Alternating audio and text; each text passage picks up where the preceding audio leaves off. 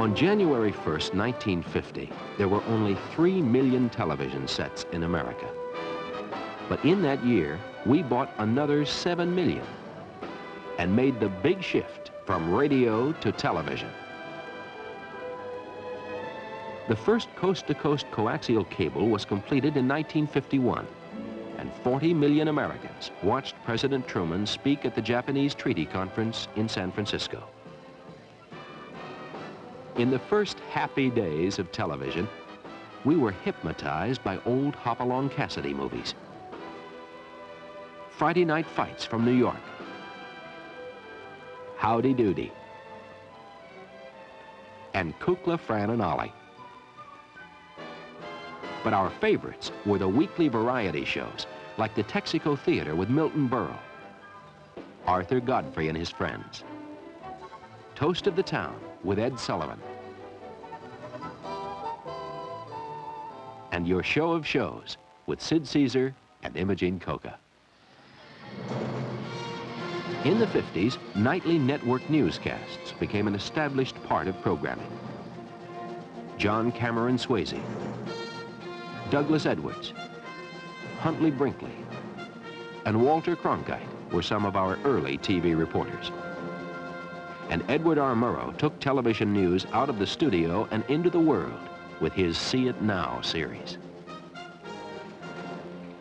The first news event to captivate the whole country was the Senate investigation of organized crime. Chaired by Senator Estes Kefauver, the televised hearings in 1951 presented the first live look at the mafia and government ties with the mob. Things you've done that you can speak off to your credit as an American citizen. If so, what are they? Paid my tax.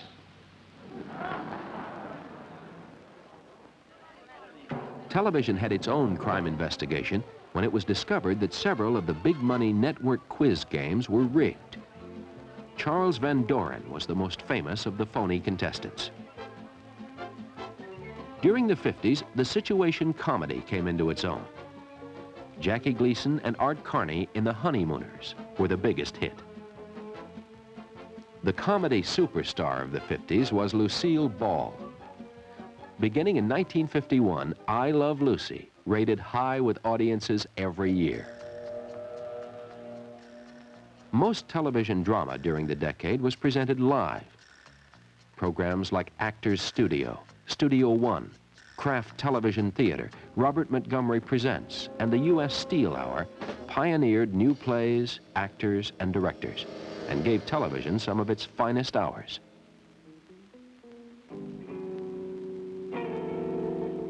Some TV dramas were filmed.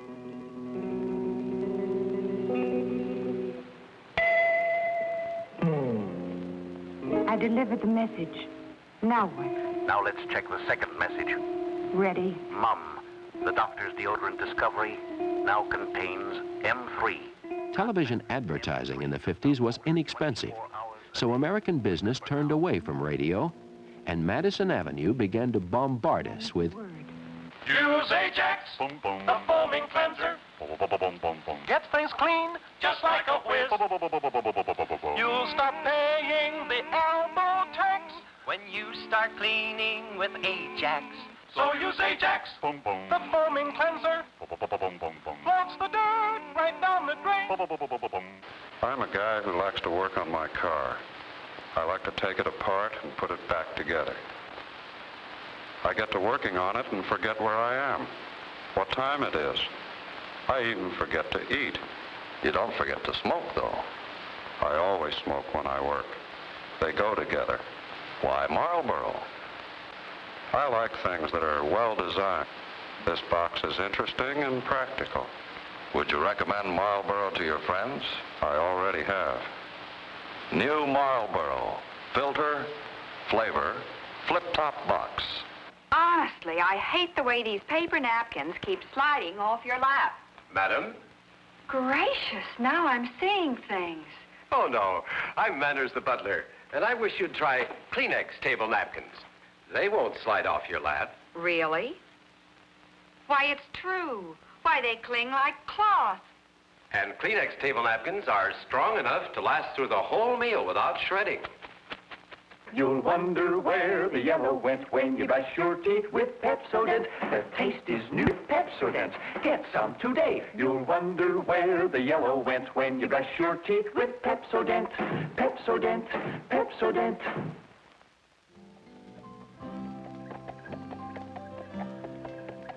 By the end of 1950, movie attendance was down 72%.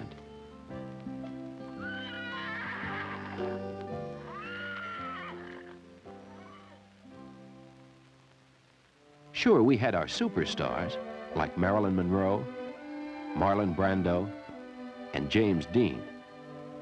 But the biggest box office smashes were low-budget mutation movies. Hi, once again, this is Dick Clark welcoming you back to American Bandstand. This should be about part number 3 of music and fun and frolic and special guest stars, leading off with Bobby Helms and Jacqueline.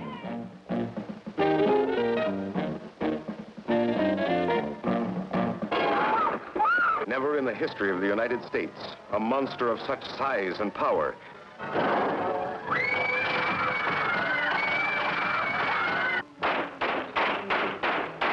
It's fantastic. It's unbelievable.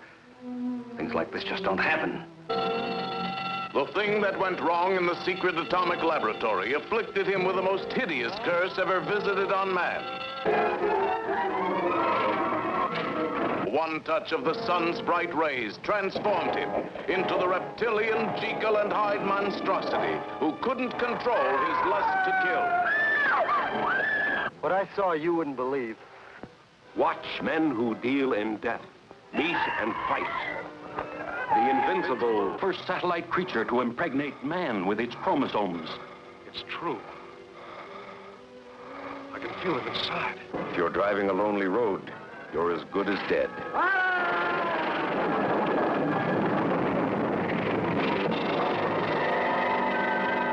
7 hours and his blood is still alive. Something's wrong. I'm falling too fast.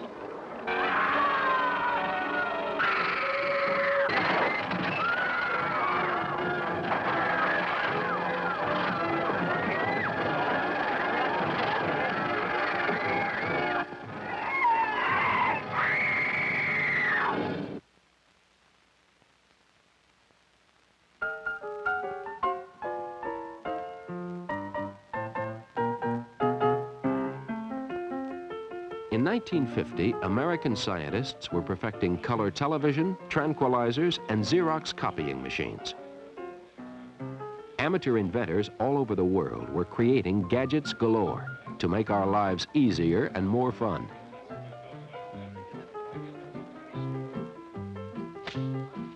There was the radio-controlled golf caddy.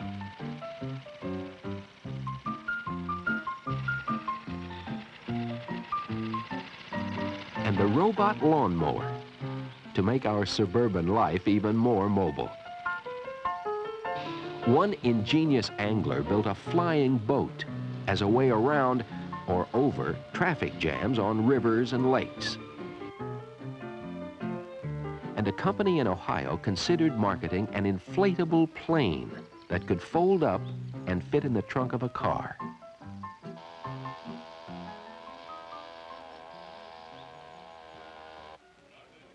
There were many advances in flying in the early 50s, like the world's largest jet helicopter, built by Howard Hughes, and radical new turboprop fighters that could take off and land vertically.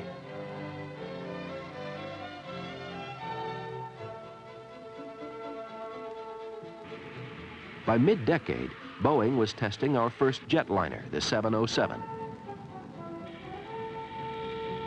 And our new intercontinental B-52s were in fail-safe positions all over the world.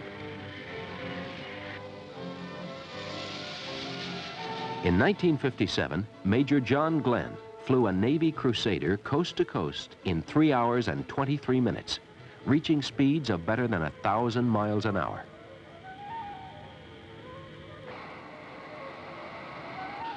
In 1959, the Navy X-15 rocket plane flew at 3,000 miles an hour and altitudes of 300,000 feet. The X-15 was designed to carry our first astronauts into space, and at the end of the decade, test pilots were practicing moon landings on the desert.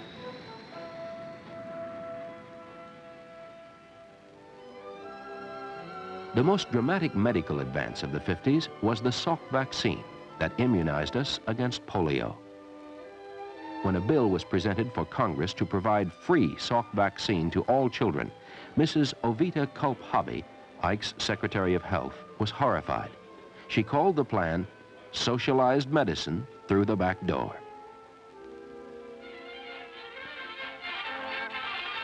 Other medical news was not so good. In 1953, smoking was first linked to cancer and heart disease. Cigarette consumption dipped for 2 years, but resumed its rise in '55 after the tobacco industry pumped millions into TV advertising for new filter tips. Promenade straight down the pike. It's time right now for a lucky strike.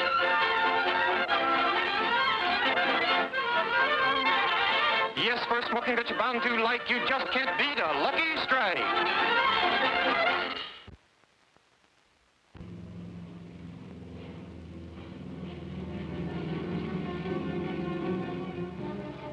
The first hydrogen bomb explosion in 1952 opened a new era of deathmanship.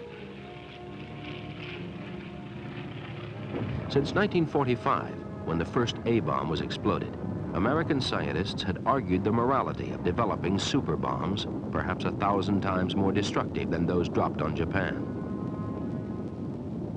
The decision to create an arsenal of new nuclear weapons was made right after Russia exploded her own atom bomb in 1949.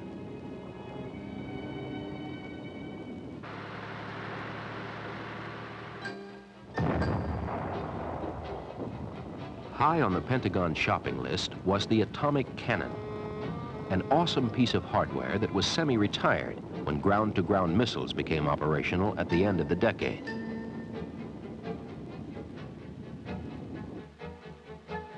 And in 1954, Mrs. Eisenhower christened the Nautilus, the world's first atomic submarine.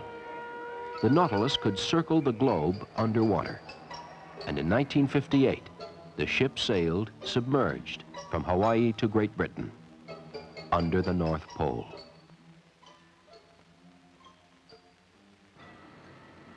Not all atomic research of the 50s was military.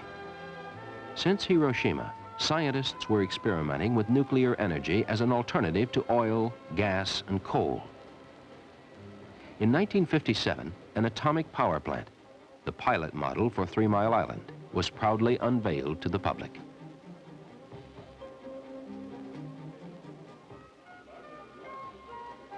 Other visionaries were not so certain that the public would ever accept nuclear power. Fearful of another oil cutoff after Iran's refineries were nationalized in '51, scientists began to experiment with solar batteries.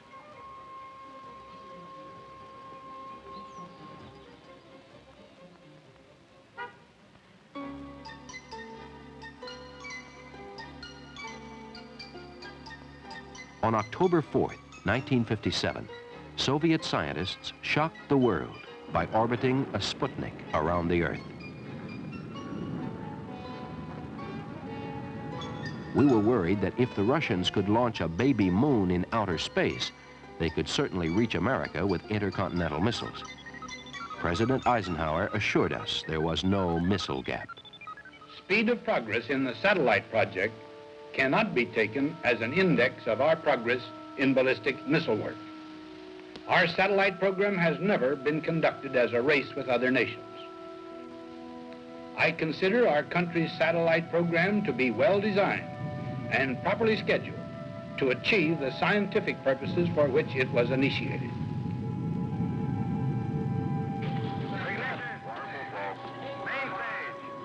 In 1958, America finally launched a 30-pound satellite into orbit. And as the decade ended, Russia and the US set their sights on the moon.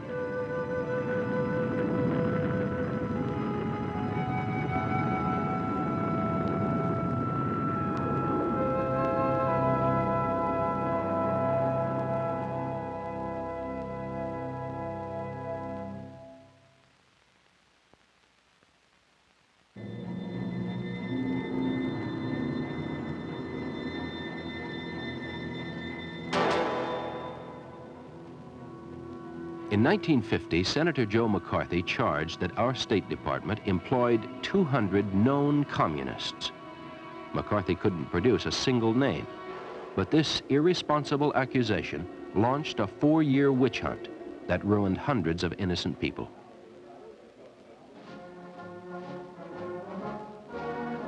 Since the start of the Cold War, many Americans were paranoid about communism at home. The government investigated 3 million federal employees. Teachers in some states were forced to sign loyalty oaths or lose their jobs.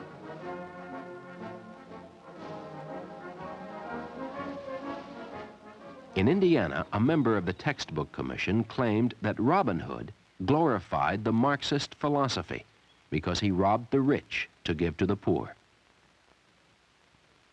Senator McCarthy flourished in the Cold War atmosphere of suspicion and fear. Without evidence, he accused some of our best artists, entertainers, and government leaders of being communists, and convinced many of us that Reds in America controlled our minds and our lives. When he attacked the Army and their counsel, Joseph Welch, he went too far. I get the impression that while you are quite an actor, you play for a laugh. I don't think you have any conception of the danger of the Communist Party. Until this moment, Senator, I think I never really gauged your cruelty or your recklessness.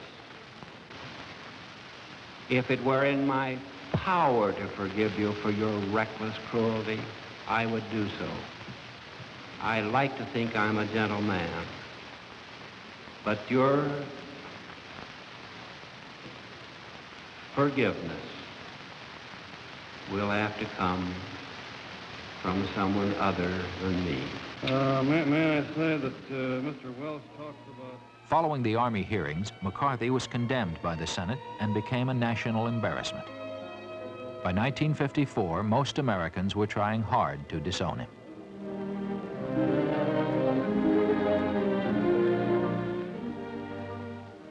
My name's Jimmy Stewart. Before I came home, I heard a lot of things that made me worry a little as to whether this was still the same America I grew up in. Of course, I wondered when I heard about a couple of crackpots here and there that wanted to make things different. Then I heard from During the McCarthy era, white Americans experienced violation of their civil liberties for the first time. They didn't like it. As soon as it was safe, many whites joined liberal causes and campaigned for political freedom. I joined because I'm pretty grateful for the kind of country that gave me my break. And I've learned that all Americans are the same kind of people. Shirley Temple. At school, we were all taught the value of teamwork. Well, good grief, America was built by all of us working together. And our whole future depends on you helping him, and you helping her, and all of us helping each other. I'm for it. Eddie Cantor. You know, the most wonderful sound in the world is the laughter of a free people. No tyrant in history ever had a sense of humor or a sense of tolerance. Here in America, we have both. Let's keep them. Let's join the brotherhood. Jennifer Jones. One nation, indivisible, with liberty and justice for all. That's America. And I love America. I know you do, too. Katharine Hepburn. Hate is a disease. People who talk hate and people who organize for hate are worse than typhoid carriers. If we want to keep our democracy healthy, we must wipe out this disease. And here's Edward G. Robinson, who will read you the pledge. I pledge allegiance to this basic ideal of my country. Fair play for all. I pledge myself to keep America free from the disease of hate that destroyed Europe. In good heart, I pledge unto my fellow Americans all of the rights and the dignities I desire for myself. For black Americans in the early 50s, there were few enforced rights and even fewer dignities. At the start of the decade, blacks still didn't exist as people for many white Americans. But in 1954, the Supreme Court ruled that blacks must be treated as equals, starting with public education. The 9 justices ruled unanimously that racial segregation in classrooms was unconstitutional and that all states must proceed with deliberate speed to integrate their public schools. The decision caused a furor, especially in the Deep South. But the next year, the justices extended their desegregation orders even further to include public golf courses, swimming pools, playgrounds, and public parks.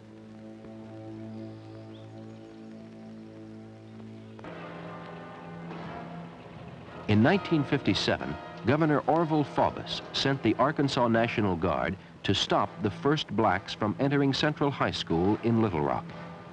President Eisenhower federalized the Arkansas Guard and sent in the 101st Airborne to make sure integration kept moving. By 1958, many educators felt that the only people who cared about what went on in classrooms were Southern blacks trying to get in and Southern whites trying to keep them out.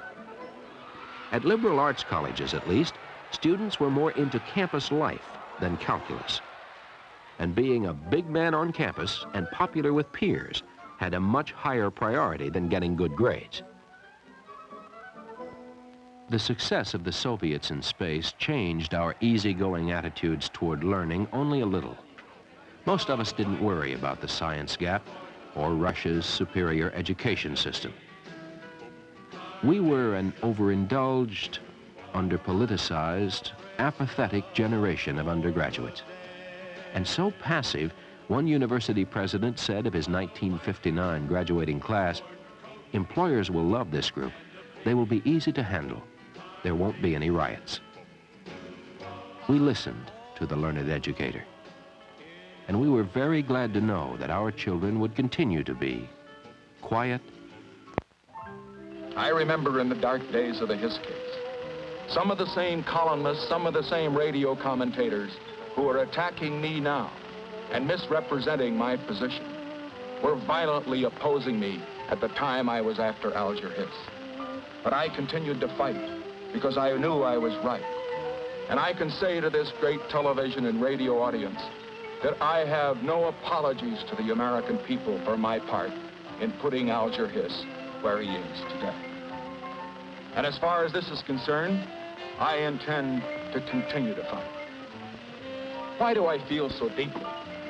Why do I feel that in spite of the smears, the misunderstanding, the necessity for a man to come up here and bare his soul as I have, why is it necessary for me to continue this fight? And I want to tell you why. Because you see, I love my country. And I think my country is in danger.